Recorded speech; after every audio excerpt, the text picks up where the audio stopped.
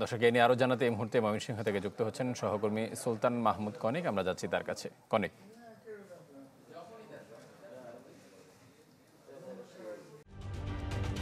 ঢালাইয়ে দৃঢ়তা, নির্মাণে নিশ্চয়তা, প্রিমিয়ার সিমেন্ট, ঢালাইয়ের রাজা।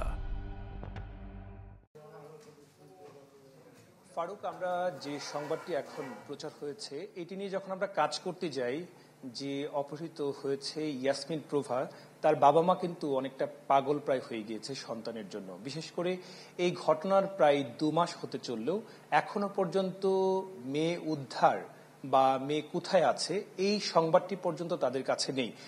এই ঘটনায় পরিবার যারা আছেন তারা আমাদের কাছে যে অভিযোগ করেছেন, তারা বলছেন যে যেদিন থেকে তার মেয়ে নিখোঁজ হয় সেদিনই তারা যতটুকু জানতে পেরেছেন সেই ভিত্তিতে বেশ কয়েকজন যুবক, বিশেষ করে স্থানীয় যুবক সজীব মিয়া সহ এবং তার কয়েকজন বন্ধু সহ থানায় একটি লিখিত অভিযোগ দায়ের করেন যে স্কুলে যাবার পথে তার মেয়েকে অপহরণ করা হয়েছে।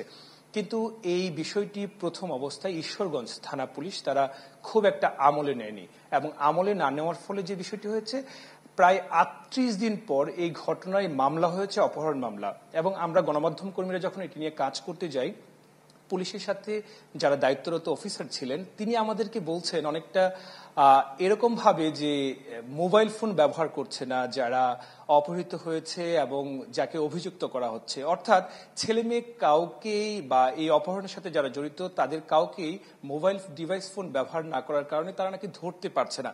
কিন্তু এই প্রযুক্তির যুগে পুলিশের সদিচ্ছার যে অভাব ছিল সেটি কিন্তু অনেকটা স্পষ্ট হয়েছে। আমরা যখন নারী ও শিশু নিয়ে কাজ করি, যে আইনজীবী, তার সাথে যখন আমরা কথা বলি, সে আইনজীবী আমাদেরকে বলছেন এটা সম্পূর্ণ পুলিশের এক ধরনের গাফিলতি এবং দায়িত্ব অবহেলা, তাছাড়া এটি কিছুই নয়।